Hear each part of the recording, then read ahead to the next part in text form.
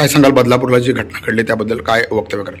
अत्यंत निंदनीय आणि घृण येईल अशा पद्धतीची ही घटना घडलेली आहे। आपण बघितलं असेल वेळोवेळी या लहान मुलांवरती अत्याचार होतात, लैंगिक छळ होतात, त्या बाबतीत कोणतीही ठाम भूमिका हे सरकार घेऊ शकत नाही। आज जे बदलापूरमध्ये घडलं ते देखील आपण बघू शकाल की ज्या पद्धतीने लोकांचा उद्रेक रस्त्यावरती उतरून झालेला आहे, याचा अर्थ असा होतो की सरकार आणि त्याचबरोबर पोलीस यंत्रणा हे कोणत्या पद्धतीने सक्षम नाही, त्यांच्याकडे ती यंत्रणा नाही जेणेकरून ह्या पद्धतीची विकृती थांबवता येईल। ही विकृती रस्त्यावरती ठेचल्याशिवाय ह्याला कुठेही लगाम बसणार नाही।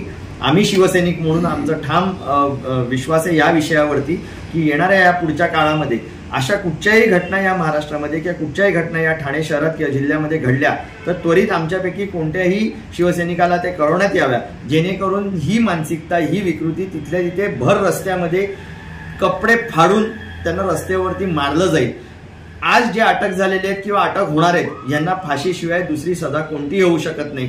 वेळोवेळी कोर्टामध्ये जायचं, त्या बाबतीतला ट्रायल चालवायचा आणि कोणतं ना कोणतं तरी कारण पुढे येऊन ह्यांना सोडलं जातं किंवा कुठची थातुरमातीर कारवाई केली जाते, ह्याला कुठेतरी चाप बसणं गरजेचं आहे आणि तो चाप लोकांच्या माध्यमातूनच बसेल। मी सर्व माता भगिनींना हे आव्हान करतो की येणाऱ्या पुढच्या काळामध्ये अशी कोणतीही घटना तुमच्या विभागात, तुमच्या परिसरामध्ये, तुमच्या शहरामध्ये घडत असेल तर नुसती बघू नका, ती त्वरित आमच्यापर्यंत पोहोचवा।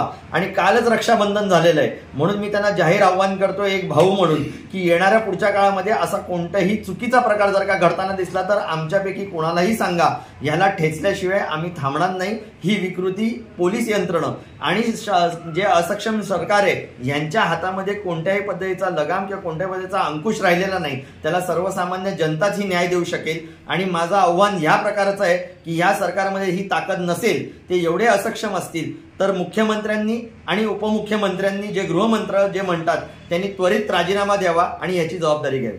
धन्यवाद।